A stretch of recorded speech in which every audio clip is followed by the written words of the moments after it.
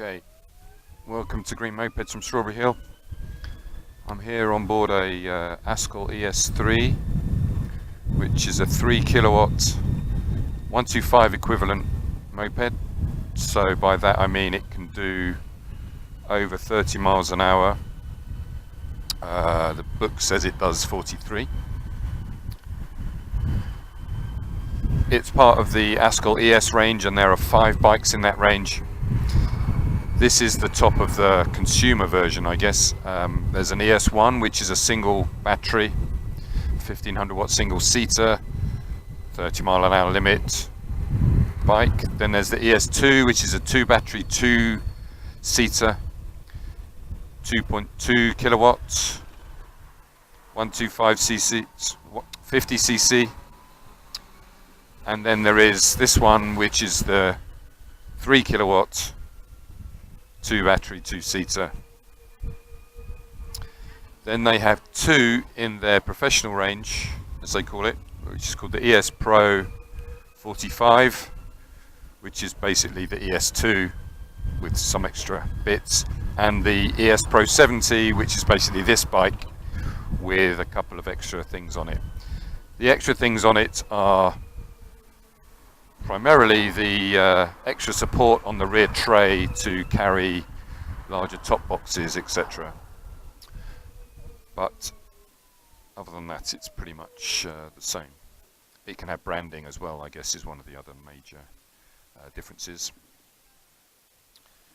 So this is the ES3, as I said. Comes in 4 colours: red, white, grey, which is this one, and black. Can do 40 plus miles an hour. As you can hear, it's got quite a distinctive noise about it, which no other bike I do has. That's partly because it's not hub motor but a belt drive. This bike is pretty much, from a tech perspective, the same as a Torot Executive. The Torot Executive is also 3 kilowatt, is also 2 battery, is also 2 people, it's also a 125 cc equivalent, but comes out of Spain rather than Italy, as this one does. Just looking around, as you can see, it's got a dash that's analog and digital. Here you can see 2 batteries, remaining charge, the trip, kilometers on the outside, miles on the inside. It also comes standard with this glove compartment, if you like. The 2 batteries go under the seat. You can charge them on board, both at the same time, but you can only charge one off board unless you have a second charger. That is a difference between the Torot. The Torot can charge both off board at the same time.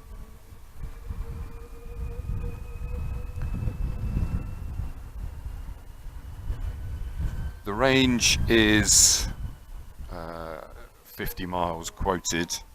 I wouldn't necessarily say that you ever get the mileage that is quoted, but that is what they're stating.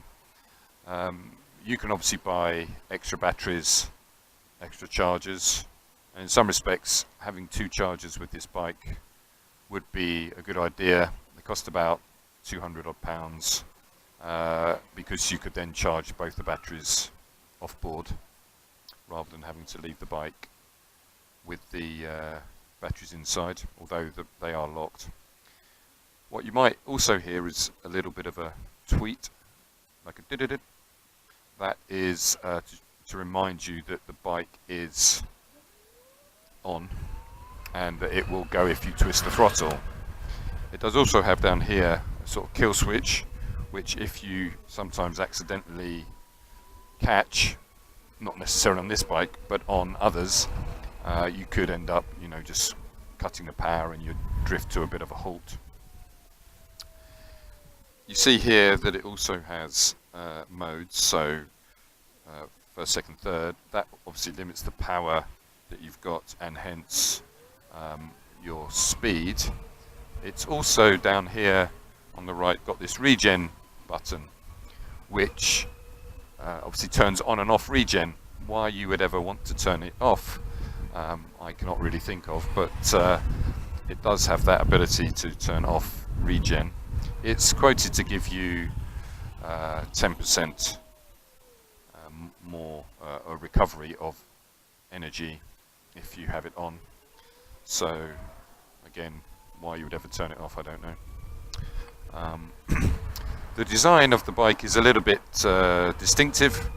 It's, as you've probably seen from some of my other reviews of the static bike, it's got like this swan sort of neck to it, which, you know, some might love it, some might hate it.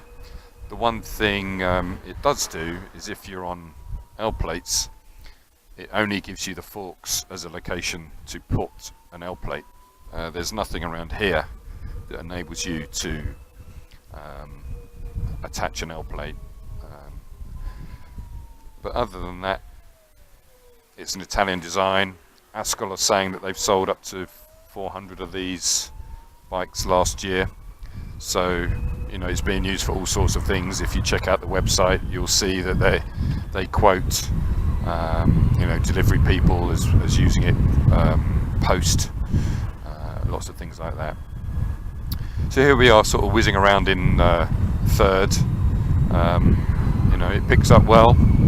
I'm, you know, now catching up with the traffic that's sort of pulled away from me. You can hear the sort of whine, if you like, of the belt whizzing around.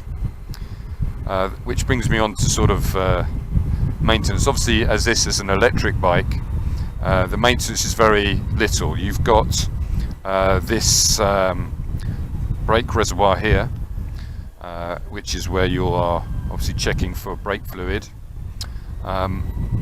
From the book, they say that maintenance for the first year is checking the belt. That's it. That is your maintenance for the first year. Obviously, this is belt drive, so that is a consideration. If you had, for example, a direct drive hub motor, which some of the other bikes do, then you don't need to do that bit either. But belts are not expensive. They're, I think, about 17 odd pounds if there was a requirement for one. So you know, it's not a big overhead to do maintenance on these sorts of bikes. Other than that, of course, it's consumable items such as tyres, discs and pads, etc., etc.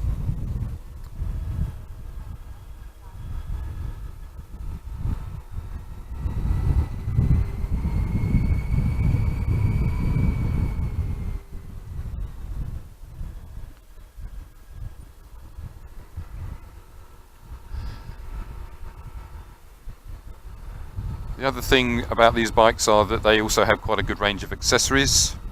So I've just had a customer today take one with a small screen, which is quite useful, obviously, to deflect some of the wind. There's a big screen.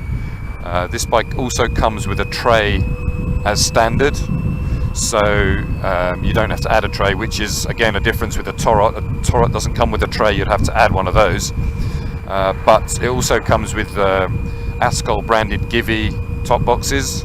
There's also an Askoll branded thermoscud if you're one of those people who wants to be kept dry and warm in the sort of winter. You can get one. Obviously you can get one yourself, but an Askoll one which is made specifically for the bike is available as an option. In the little top box here, sorry, this box here, there's also a charging point for phones and things like that, which is also quite useful. Here again, hopefully you can see or hear the sort of tweeting of the stationery. There you go, hopefully you heard that. Quite an interesting feature. Amongst other things, it just gets people to talk to you about the bike actually. So yeah, and you know, these things will literally fly off the handle if you forget that the bike's in power mode. You switch between parking and riding mode by that, obviously the red button. You just hold that down, and another indication is the light comes on when you're actually in ride mode. We've also got an audible alert on the indicators, which is quite useful on bikes that are silent, that also might have a silent indicator as well. You can be riding around for a long time with your indicators on and not realizing it.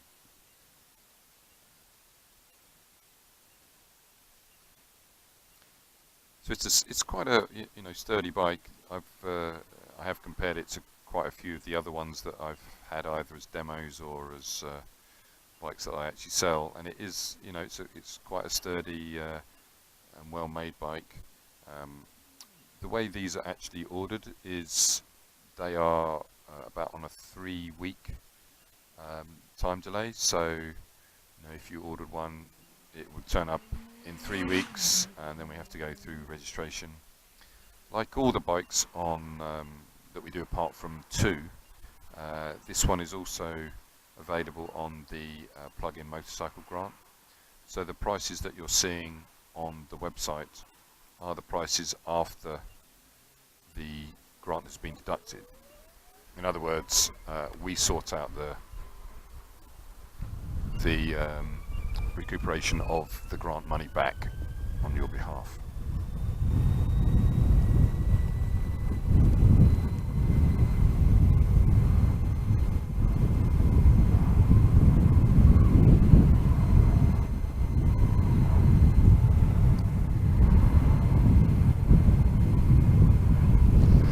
So I don't know if you can hear it, but the noise that it's making is a little bit like a washing machine at at the spin cycle. But I don't find it a problem. With everyone sort of saying, "Oh, silent cars and silent bikes, can be dangerous." The fact that this one makes some noise, and it does make some noise. Audible noise, and more noise than even the Torot, which is also a belt bike, is actually, I think, a good thing.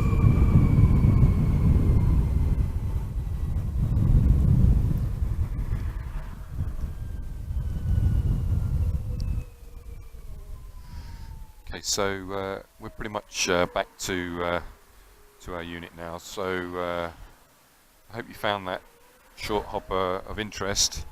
All of these bikes are available to ride.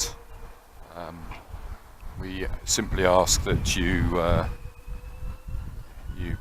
essentially pre-book so that we have them all charged up ready for you, and you're willing to. We're happy to have you try as many as we have, just to give you a comparison. As I said, the equivalent, the nearest equivalent to this bike is the Torot Executive, which is the 125cc equivalent of this. From an ES2 perspective, the next one down, there are many options. There is, at the low end, there's the Live Fan, the new M, the new N, the Torot City, to name but a few. There's also EC City. They do a 50cc equivalent bike, etc., etc. And we have most of these items available for you to ride. So thanks very much. Any questions, you can catch us through the website at hello@green-mopeds.com, and we'll be happy to help you. Thank you very much.